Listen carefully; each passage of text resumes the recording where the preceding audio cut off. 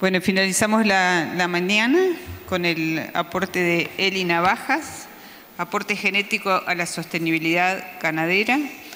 Eli es ingeniera agrónoma con estudios de maestría y doctorado, investigadora principal en mejoramiento genético animal, integrante de la unidad de biotecnología y programa de carne y lana. Buenos días a todos. Perdón por esto de las tecnologías y no sé muy bien dónde pararme. Bueno, con la responsabilidad de ser la última presentación antes del almuerzo, que no es poca responsabilidad. Pero bueno, y muchas gracias a Jean-Michel por la presentación y por el resumen que hizo, que justamente conecta mucho en su última transparencia con la idea de esta presentación, que para hablar sobre el aporte genético a la sostenibilidad o sustentabilidad de la producción ganadera. Una introducción que hemos elaborado junto con Chapesoni, De Barbieri y Velasco. Y el tema acá es que justamente la producción o el desafío de una producción ganadera o alimentaria sostenible no es solamente un tema de Uruguay, es un tema mundial que surge por esa demanda creciente de alimentos y de fibras, que es una oportunidad en términos de que tenemos la capacidad para seguir produciendo más, para seguir exportando más, pero con compromisos como es el cuidado del medio ambiente y en un contexto de cambio climático y en donde la mitigación de los gases de efecto invernadero es un compromiso y es una obligación a nivel internacional. Dentro de este contexto internacional es que además los distintos países han asumido sus compromisos de aportar a la mitigación de los gases de efecto invernadero y Uruguay es uno de esos países. Respecto a lo que tiene que ver con mitigación, Uruguay se ha comprometido a la reducción de la intensidad de las emisiones, que está dado por ese cociente, por esa relación de emisiones de metano o cantidad de emisiones totales de metano en relación a la producción. Lo que sí sabemos es que la mejora genética es una herramienta muy efectiva para mejorar, valga la redundancia, distintas características que hacen a ese componente de la intensidad de las emisiones con un efecto favorable, aumentando la producción y teniendo un impacto favorable sobre la mitigación.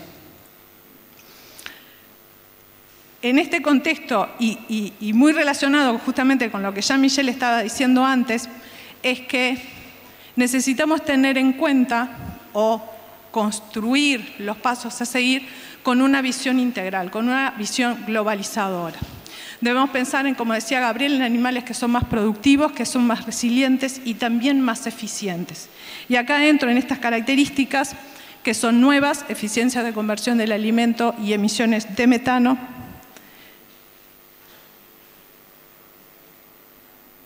Y en la cual me voy a centrar ahora y se zafó algo. Pero bien, no importa. Lo importante es que cuando hablamos de eficiencia de conversión estamos hablando de producir lo mismo con un menor consumo de alimento. Esto tiene un impacto directo en lo que es los costos de producción y por lo tanto de reducción de costos de producción y por lo tanto de aumento de lo que son los márgenes económicos y potencializar un uso más eficiente del recurso tierra y de la base forrajera. A su vez, las emisiones de metano contribuyen directamente, obviamente, en lo que tiene que ver con nuestros compromisos de mitigación, pero también favorecen o potencializan el posicionamiento frente a lo que son las barreras pararancelarias, con un agregado de valor que podríamos definir agroecológico quizás, y que permitiría diferenciar también el producto país, el producto nacional. Tanto eficiencia de conversión como emisiones de metano son características que son medibles, existe variabilidad entre los animales, se vieron en las gráficas y lo vamos a ver ahora, son heredables, lo que indica que existe potencial de mejora genética, podemos mejorar genéticamente por selección y con eso contribuir a la sostenibilidad. Teniendo esto en mente, y volvemos a las presentaciones originales de la introducción de Gabriel, es que el rumiar instala o construye las instalaciones aquí en la Magnolia, en India La Magnolia, que justamente permiten medir esos insumos, la información básica para poder estimar o calcular eficiencia de conversión. En esas instalaciones se cuenta con balanzas electrónicas junto a los bebederos, donde es posible hacer el pesaje individual a tiempo real y sin intervención humana en los animales, sin interrumpir el proceso de consumo o de la prueba de eficiencia. Y a su vez tenemos los comederos automáticos donde se registra el consumo individual de los animales a partir de la lectura de la caravana de trazabilidad o la caravana electrónica. Para tener una buena medición de eficiencia de conversión, no es una medida de un día o de 2 días, hay que desarrollar pruebas de eficiencia de conversión, que en este caso, en el caso de ovinos, tienen un primer periodo de adaptación de 14 días, y luego es el periodo de evaluación en sí mismo, donde son los registros oficiales, por decirlo así, de consumo y de peso, que nos permite llegar a las variables que necesitamos para calcular eficiencia de conversión. Como decía hoy más temprano Arranz en su presentación con respecto a eficiencia de conversión o eficiencia alimentar, creo que la llamaba él, existen distintas medidas para medir eficiencia de conversión.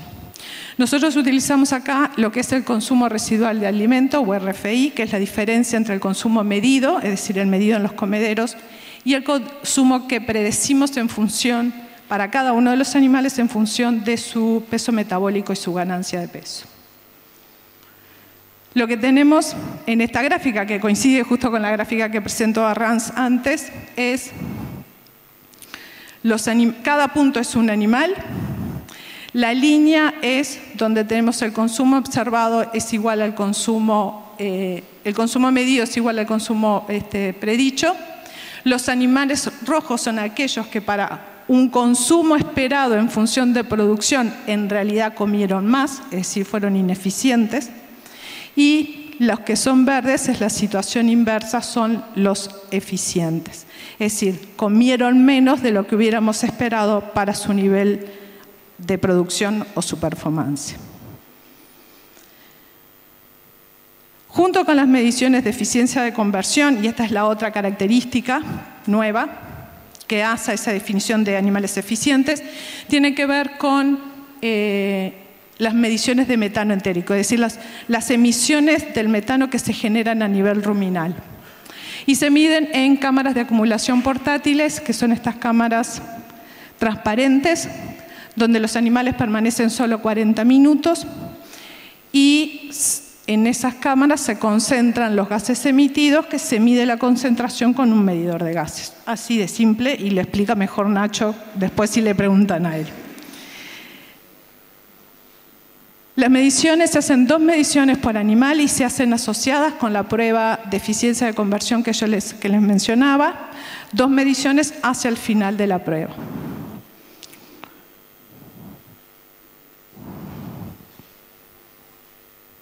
Y ahí ya falló. Lo que tenemos a partir de estas dos mediciones son el fenotipo, es decir, el registro de lo que sería la estimación absoluta de metano emitido por un animal. Los gramos de metano que un animal emitiría en promedio ese animal por día. En función de que está conectada con toda la información de la prueba de eficiencia, además podemos sacar otros indicadores, es decir, qué cantidad de metano, hay diferencias en la cantidad de metano por kilo de alimento, hay diferencias de cantidad de metano en función de la producción de ese animal. Y bueno, son indicadores que también van a ver en esta tarde. Varias veces a lo largo de la mañana se han hablado de trade-off, compromisos. Yo acá lo voy a llamar sinergias y antagonismos. Porque la verdad es esa, desde el punto de vista de mejoramiento genético, muchas de las características confluyen y van sinérgicamente en la dirección que a nosotros nos parece la mejor y a veces no es así y tenemos conflictos. Conflictos en el sentido de que existen antagonismos y muchos de los que trabajan acá, justamente en la parte de ovinos, además hay ejemplos muy claros de que los antagonismos también se pueden resolver en términos de mejora genética. Que exista un antagonismo no es un impedimento para poder avanzar. Y volviendo a eficiencia de conversión, les quería decir, les comentaba que un animal más eficiente es aquel que come menos, pero sin modificar su nivel de producción. Y esta es efectivamente una gráfica, y volvió la luz roja, en el cual les muestro el RFI y el consumo, que son con datos de la Magnolia, y lo que vemos efectivamente que los animales con RFI negativo, que son los más eficientes, estos verdes, son los que están consumiendo menos. ¿Por qué elegimos RFI? Elegimos RFI como variable para medir eficiencia de conversión porque tiende a ser independiente de otras características productivas. ¿Eso qué quiere decir? Me minimiza la posibilidad de conflictos o de antagonismos. Es decir, puedo mejorar eficiencia de conversión con nulo o muy bajo efecto en las otras características. Eso era un punto para considerar acá, en el tema de sinergias y antagonismos. El otro punto es que sabemos que un menor consumo de alimento, que lo veíamos como una cosa buena acá, está asociado con menores emisiones de metano. Y esta gráfica aparece y desaparece, en el caso. Tenemos consumo de alimento en las X, en el eje horizontal, y las emisiones de metano, esto también son datos de acá de la Magnolia, y vemos que animal que come menos, emite menos. Pero también sabemos que animal que come menos, a no ser que sea más eficiente, también tiende a producir menos. ¿Cómo balanceamos o cómo empezamos a responder estas preguntas en términos de mayor eficiencia de conversión representa una menor eficiencia de metano? ¿O reducir emisiones de metano implica realmente un menor desempeño productivo? Lo bueno del arranque del enfoque, claramente que quedó definido en el SMART y que es claro en lo que es en la definición del proyecto Rumiar, es esa visión integral de poder estar recogiendo toda esta información de manera de tener los datos para ponerles valores a las sinergias y los antagonismos, no solo entre eficiencia de conversión y emisión de metano, sino de estas variables con todas las demás variables y que definen que el animal sea eficiente, sea resiliente y sea productivo. Y obviamente tenía que decir algo de selección genómica. Y bueno, la selección genómica es eso, y como lo decía Jean-Michel, es una herramienta que permite potenciar el progreso genético. Para hacer esto necesitamos partir de una población de referencia que no es más ni menos que un conjunto de datos. Digo, no es más ni menos porque parece fácil la definición, pero relevarla no es tan fácil. De datos y de genotipados, es decir, de la información genética, es decir, la información contenida en el ADN que desciframos a partir del genotipado. En base a esa información, a esa combinación, construimos lo que yo acá llamo como una ecuación de predicción y que permite llegar a una estimación de valor genético en base al ADN, una DEP genómica, a partir de una muestra de material biológico que es genotipada y que a partir de esta ecuación de predicción, esa información del ADN se transforma o la llevamos a una estimación de su valor genético. Esto es como se implementa, ¿qué es lo que esperamos?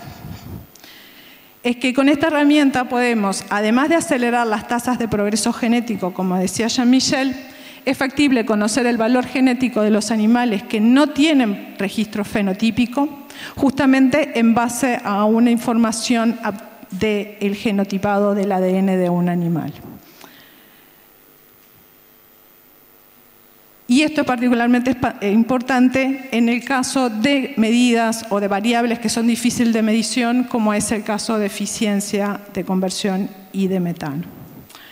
¿Qué quiero decir con esto? Desde un punto, una vez que esta población de referencia está armada y esto está generado, desde un punto de vista de un cabañero que quiere conocer los méritos genéticos, el proceso es este, esto se ingresa, se publica una DEP. La buena noticia es que en el proceso del proyecto Rumiar y en las construcciones y en colaboración con los proyectos internacionales, esta población de referencia para poder hacer esto en eficiencia de conversión y emisión de metano ya está en marcha. O sea, ya hay un camino importante en este sentido. Y seguramente Gabriel les va a hablar de tarde en eso. Es decir, partimos de una plataforma de fenotipado intensivo, muestras de ADN, genotipado, todo esto hecho en animales que tienen información genealógica y que están integrados a la evaluación genética. Bien, ¿qué hacemos con esto? Se supone que esto es la base de la generación de conocimiento, de las herramientas de mejora genética y espacio de formación y capacitación. Para eso hemos encontrado o hemos podido potenciar esa segunda fase a través de dos componentes que son las colaboraciones y la integración a nivel nacional e internacional. Uno es a nivel nacional con todo el trabajo con las instituciones académicas que han hecho posible, que Gabriel les resumía al principio con todos los proyectos que involucraban distintas organizaciones. Y con otro componente también que no es nada menor, y es que el sector productivo es socio y colaborador en este proyecto. Además participamos de por lo menos 3 proyectos internacionales, el Smarter, que obviamente ha quedado clarísimo lo globalizador que es, lo intensivo que ha sido y todas las visiones que compatibiliza. Y 2 proyectos más que se concentran más que nada en eficiencia de conversión y emisiones de metano. Que el primero es Grass to Gas, en el cual participa el Reino Unido, Francia, Irlanda, Noruega, Nueva Zelanda, Turquía y nosotros, que busca establecer y trabajar más en forma conjunta en lo que tiene que ver en esa asociación entre eficiencia, consumo y metano. Como también decía Rans más temprano, en cómo podemos generar medidas más sencillas de medir y más baratas para poder predecir estas características, cómo eso puede potenciar la mejora genética y cuál es el impacto económico y ambiental de la mejora genética por estas características. El otro proyecto es un proyecto que estamos iniciando ahora, básicamente, que es una alianza estratégica entre INIA y AgResearch en Nueva Zelanda, que se centra más en lo que tiene que ver con el impacto de la genómica en la mejora genética, en un elemento nuevo que no hemos mencionado hasta ahora, que es cómo influye lo que pasa a nivel del rumen, cómo influye la genética de la microbiota ruminal, y si la genética del animal está vinculada con la genética de la microbiota de su rumen, que es todo un tema. La idea de todo esto y la base de las colaboraciones y por qué ha sido muy importante es que, bueno, ha sido fundamental en la generación de protocolos de medición que en características tan complejas y que son nuevas es fundamental. Fueron fundamental para arrancar los protocolos de medición acá, fueron fundamentales para establecer mejoras en la medida que nos enfrentábamos a dificultades y hoy estamos presentando en CAR la construcción de criterios unificados para generar datos que sean más fácilmente unibles a nivel del mundo para trabajar en conjunto. Podemos generar mayores bases de datos a través del intercambio y la unión de información y darle mayor potencia a los análisis. Obviamente es una gran riqueza en lo que tiene que ver con la complementariedad entre disciplinas, que eso es muy importante, pero fundamentalmente entre la capacidad de hacer análisis y experimentos y la capacidad de ver el mismo problema de distintos ángulos y en conjunto generar respuestas que nos ayuden a interpretar cosas que son nuevas.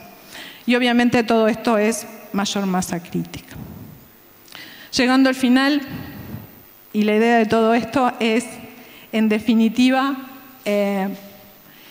y contribuyendo en las colaboraciones en las que mencionabas, en las cuales nosotros hemos obtenido mucho y esperamos poder estar también aportando mucho con la información y con los trabajos que se están haciendo acá, es potencializar esto, ¿no? Potencializar el aporte de la mejora genética a la sostenibilidad ganadera, no solamente mirado desde un ángulo, sino mirado desde sus dos componentes, producción y emisiones de metano, y fundamentalmente en forma integrada.